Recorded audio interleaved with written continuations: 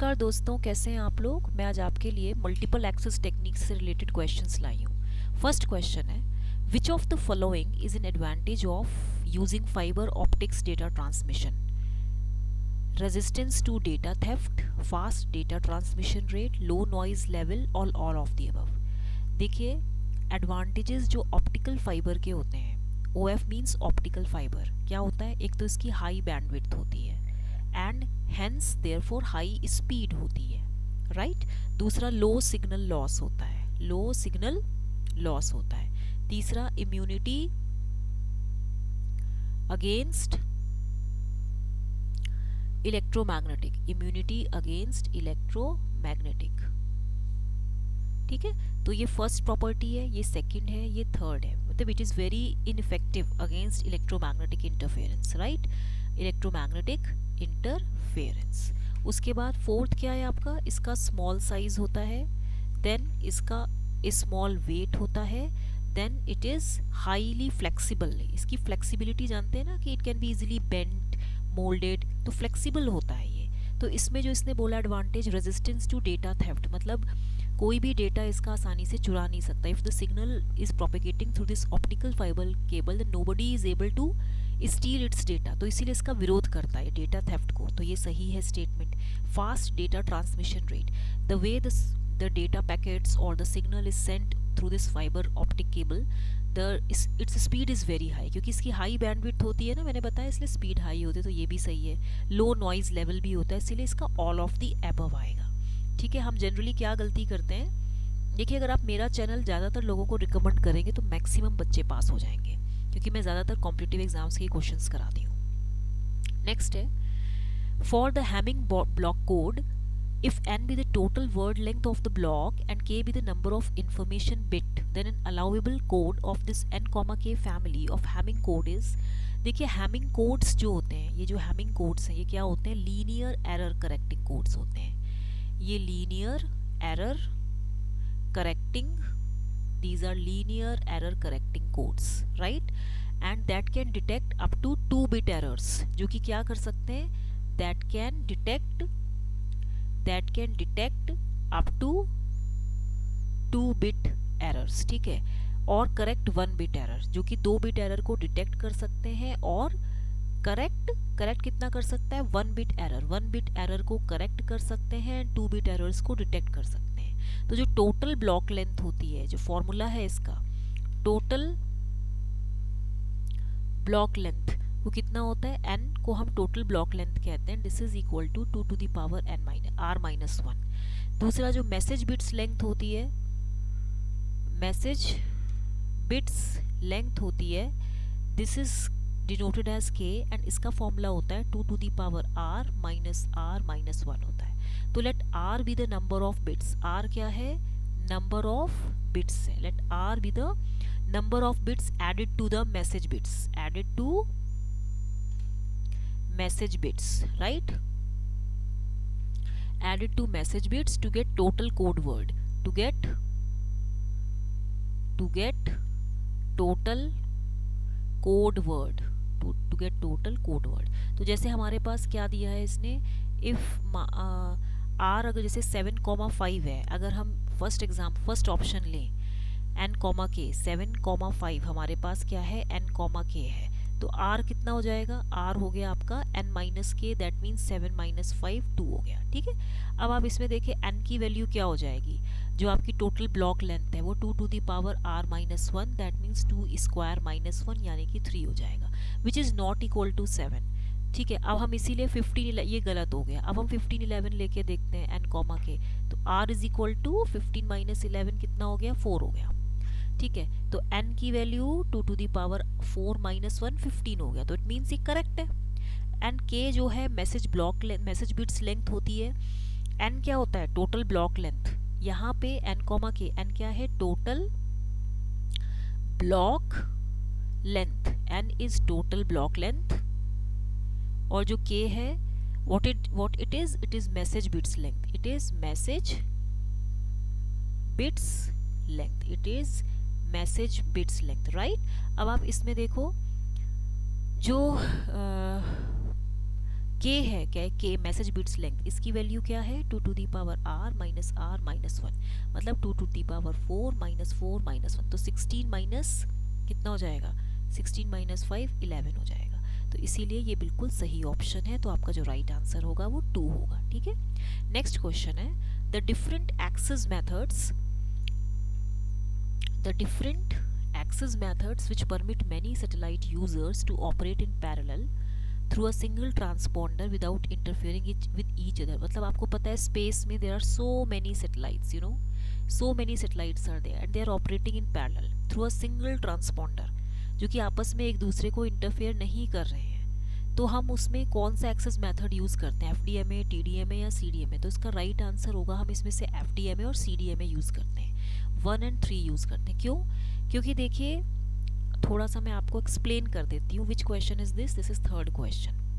देखिए जो आपका TDMA होता है, ठीक है, जो आपका TDMA होता है इसमें क्या होता है, different users access transponder in different time slots, मतलब टाइम स्लॉट्स डिफरेंट होते हैं, नॉट इन पैरेलल। तो इसीलिए ऑप्शन 2 करेक्ट है।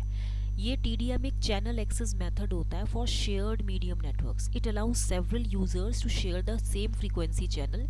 इसमें सेम फ्रीक्वेंसी चैनल होता है। It allows several users to share the same frequency channel by dividing the signal into different time slots. Signal को डिफरेंट टाइम स्लॉट्स में डिवाइड कर देता है। तो user transmit in rapid succession one after the other, each using its own time slot. मतलब users अपने अपने time में कंटिन्यूसली फ्लो करवाते हैं, डेटा कंटिन्यूसली ट्रांसमिट कराते हैं। This allows multiple stations to share the same transmission medium.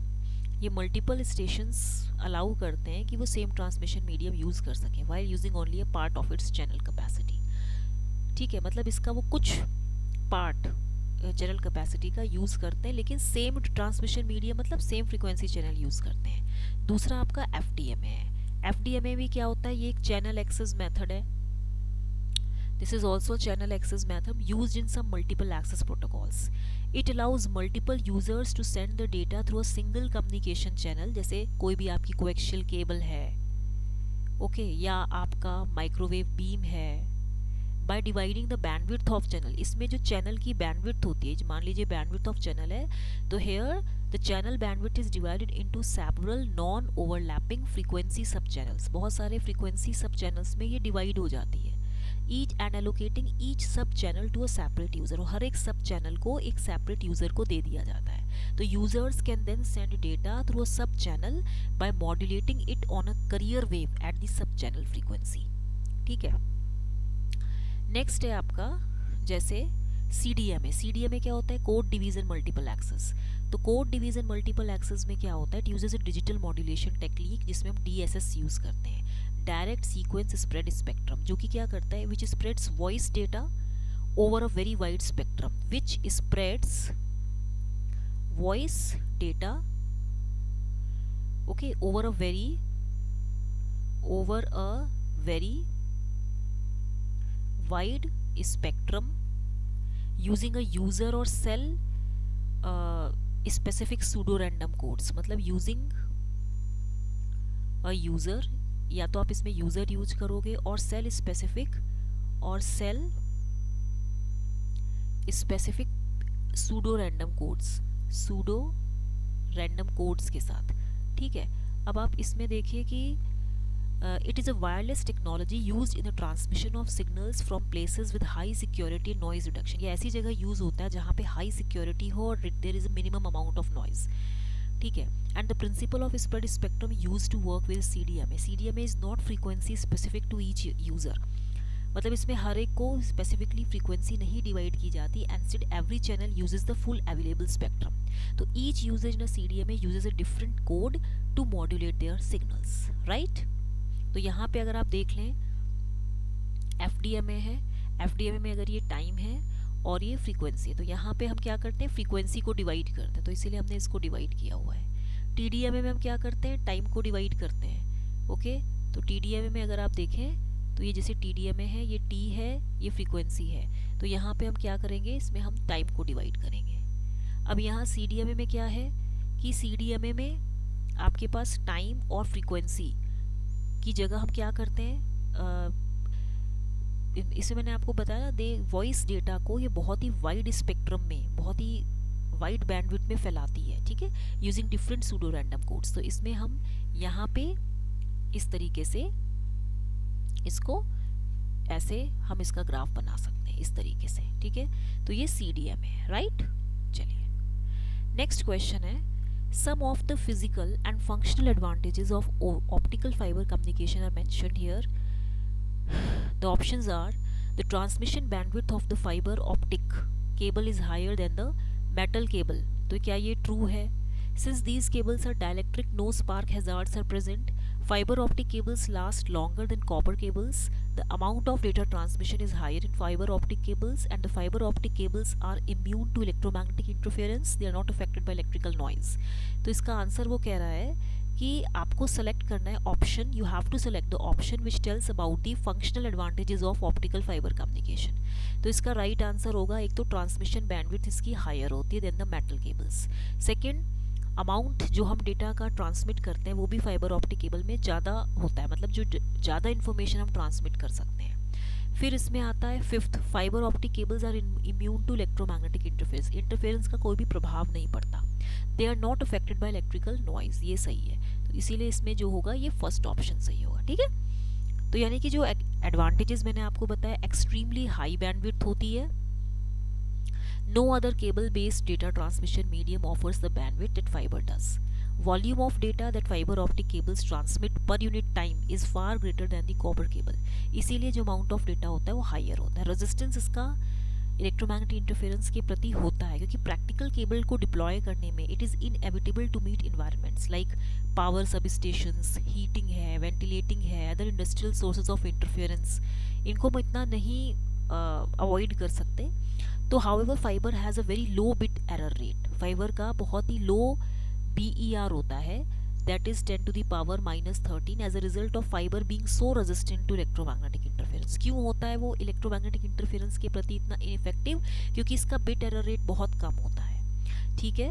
And fibre optic transmission is virtually noise free, ठीक है। इनका लाइट वेट भी होता है, किसके बने होते हैं, ग्लास या प्लास्टिक के बने होते हैं, इसलिए they are thinner than the copper cables. And इसकी वजह से, क्योंकि ये लाइटर होते हैं वेट में, ये lighter and easy to install होते हैं, इनका वेरी स्मॉल डायमीटर होता है। केबल डायमीटर जो सिंगल OM3 मल्टीमोड फाइबर की होती है वो 2 मिलीमीटर होती है, okay, which is smaller than that of the coaxial cable. Coaxial cable के कंपैरिजन में उसकी जो डायमीटर होती है उसका डायमीटर बहुत कम होता है, मतलब 2 मिलीमीटर तो फिर भी कम है, इसीलिए small size saves more space, ज़्यादा स्पेस बचाती है।